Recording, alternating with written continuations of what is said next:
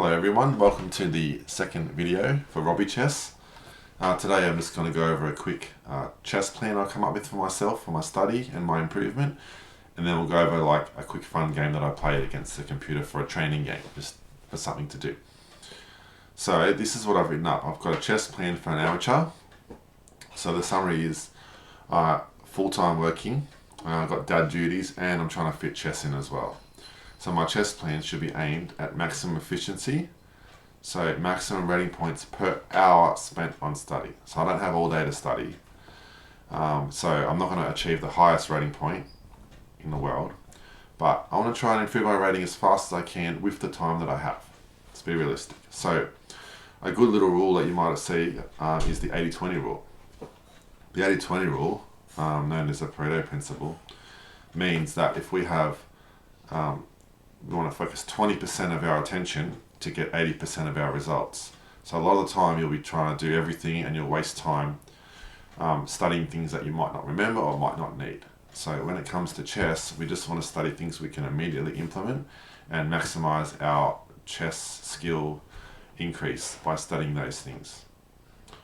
So by applying the 80-20 rule, you can avoid spreading yourself too thin and concentrating on the few actions that will make the most significant difference. That's what we want to do in our study plan. So we want to get maximum results from our study.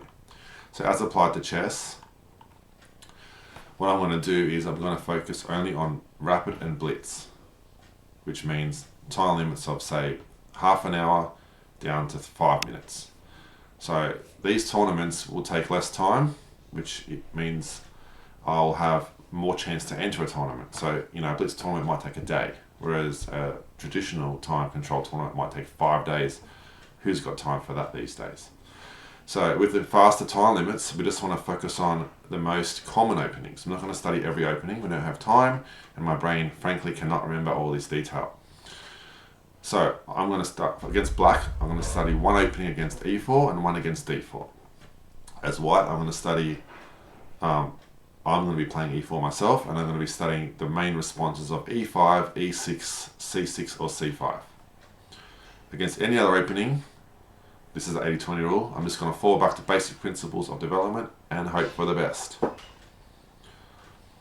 So my starting rating I've started on Lightchess. It's a free lightchess.org. It's the free chess site. Ratings around 1200. It's my starting point. My weaknesses from my first video were openings. I don't know any openings very well, so I'm going to study openings, see above, as I believe that will increase my rating the most. Then play 500 5-minute games against Stockfish level 6 and 500 training games against Stockfish level 7 using the openings, and I learn by repetition. So just repeat the openings, see what kind of positions I get and go from there. Estimated time about 166 hours. Second weakness was tactics, so I want to do 1,000 tactics on lightchess.org to learn by repetition. This should take me roughly 83 hours if I just smash through them. And then my last weakness is playing tournament games. So I don't play very many tournament games, so I feel like I get a bit more nervous when I play tournaments as compared to playing computer.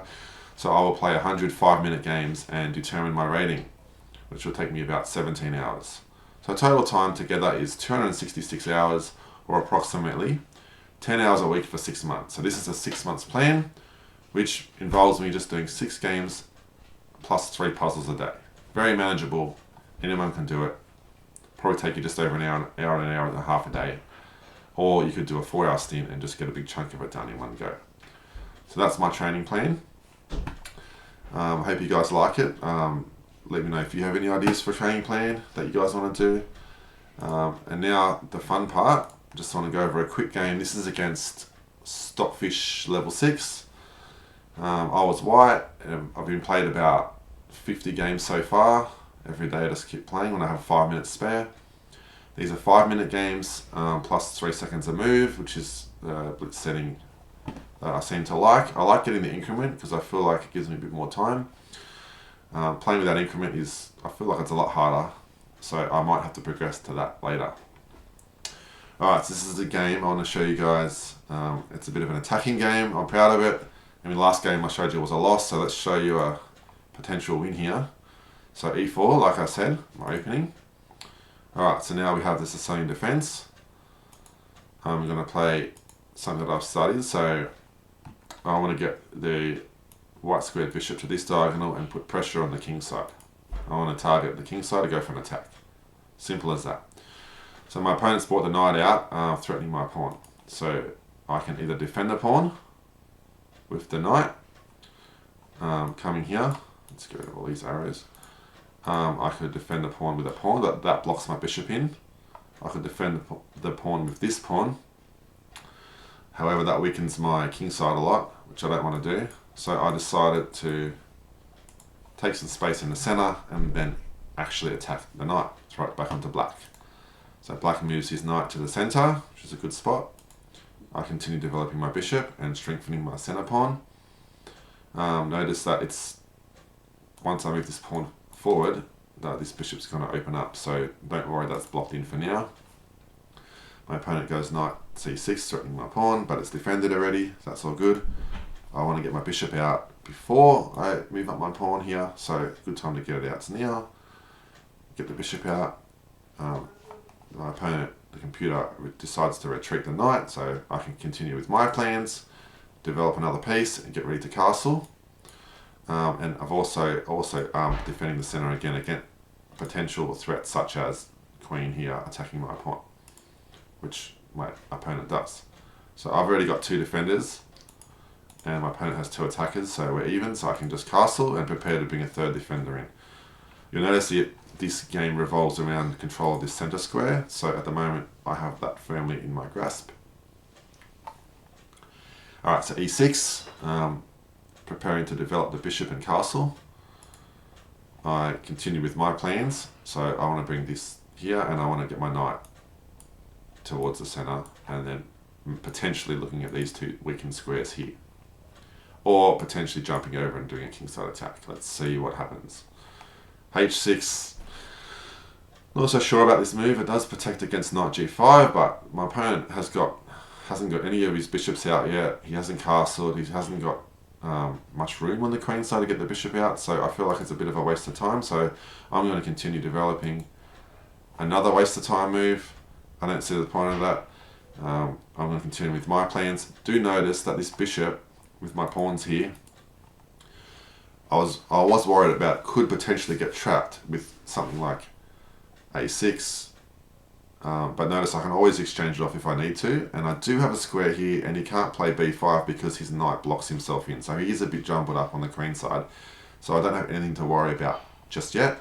So I'm going to continue with my development, again strengthening the center, bringing the rook to a half open file. Long term, I could potentially bring the rook up and across if I want to start a kingside attack. All I'm doing is maximizing my options right now with the pieces that I've got.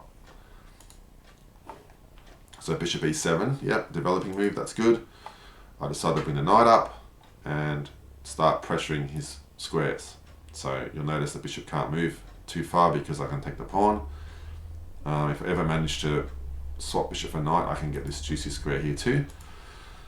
Okay, knight here. So my opponent decides to unravel the queen side, but at the same time, he's just giving me a pawn. So I'm going to take the pawn. Okay, so then pawn up. And I feel like he's got rid of one of my attackers, but look at my queen now. He's actually opened up my queen potential along with this, oops, there to there. So the king side is now a bit more free for me. Queen side hasn't really done much by moving that knight. He hasn't really freed up any of his other pieces. So I feel like at the moment, I feel like I would have a pretty big advantage. Okay, so now my opponent castles. You'll notice I've got these 3 pieces in the center, and this bishop is a long way off from coming over to the defense. The knight could potentially defend, but again, it's stopped by my pawn over here. So I feel like the board's sort of cut in half, and I've got free access to the king side, and my opponent will not be able to defend. So I'm straight into the attack queen to g4, x-raying the king, which will then open up things such as check with the knight, and he can't capture because it will be check. So I'm opening up some discovered attacks, and simply my idea is just to bring the rook up, rook across, and go checkmate. The ball's in your court, black. So getting out of the discovered check, Rook comes up. This is how you do an attack. When you've got, I guess, momentum on one side of the board, just bring all your pieces over and start attacking. And then your opponent has many moves before I checkmate, but there's nothing they can do about it. So that my opponent brings the knight over to the center. I bring the rook to g3, threatening checkmate. How do you stop it? Well, there's probably not many ways. This is probably the best way. Rook g8 stops the checkmate. Now, you'll notice that if I can get rid of this pawn, that's checkmate down the back here too, because the bishop blocks in the other rook. He's got no connection there. So I was thinking of ways to bring my knight in, threaten the rook. If the rook moves, I get checkmate. If the rook doesn't move, and he takes me that way, I get checkmate. However, my opponent has got a knight in the center which could take my knight. So I don't want to go knight in yet, because although the pawn can't take, the knight could take. And then if the knight takes, let me get rid of all these arrows. If I go knight here to f6, my opponent goes knight takes, I go pawn take, and then bishop to f8 defends everything. Even if my pawn takes pawn, bishop can take pawn. So I didn't want to let that happen. So I first play c4 to get rid of this knight, one of the key defenders of the f6 square. My opponent counterattacks my bishop, so that now when I take the knight, my opponent gets the bishop. This bishop, to be honest, was not doing anything. It was sitting here looking at a pawn, which was defended. It was unable to come to the kingside attack. So I feel like exchanging one of these centralized knights for this useless bishop is definitely been in my favor. Now I jump in with the knight, as intended. So I'm threatening to go knight takes rook, king takes, and checkmate. My opponent has a few ways to respond, but notice that I'm also setting up ideas of queen here to e4, threatening checkmate there as well. So I've got a lot of potential for attacks coming up. So my opponent plays g5. Now, I could take the rook. That's one option. However, I feel like that I've got such a strong attack that a rook for a knight, whilst I would still be winning, I feel like I've got a faster way to victory, and so I played queen h5, threatening checkmate here. Notice how the king is blocked in. My opponent decided to get the rook out of the attack of the knight and stop the checkmate. So what do I do next? What's my next attacking move? I'll give you guys a moment to think, figure out how do I increase the attack. Does it involve moving the bishop somehow, the knight? Does it involve bringing the other rook over? Does it involve a pawn move? There's a few options I could do here. Well, if you found the rook sacrifice, congratulations, rook takes pawn. Now, it's not really a sacrifice because the pawn cannot take the rook because it's check. If the rook takes the rook, that's checkmate. So he can't actually take the rook. It's not a rook sacrifice. What my opponent decided to do was go queen takes d3 to defend the rook. So now if rook takes rook, queen takes rook, and the queen, which was sitting over here on the queen side, has now miraculously joined the defense. And now I'll be wishing I'd taken that rook earlier, because my attack's over. So I can't take the rook. How do I continue the attack? Well, this bishop can't really get into the attack. The pawn's in the way. My opponent is now still not threatened to take my rook, so that's fine, because that's still going to be checkmate. Do I bring the other rook over? Problem with bringing the other rook over is that it's a bit slow. I've actually got a strong move here, which involves a queen sacrifice. It's not queen takes rook. I sacrifice my queen for a measly pawn. Check. Now the king has no squares, so the only move is rook takes queen. So I just gave up a rook for a pawn and now a queen for a pawn. But you'll see my lonely knight, which I decided not to go for a rook, is now the key player. That knight and one rook and one knight together have now checkmated the king. So that was my fun little tactical game. I hope you guys enjoyed it. See you next time.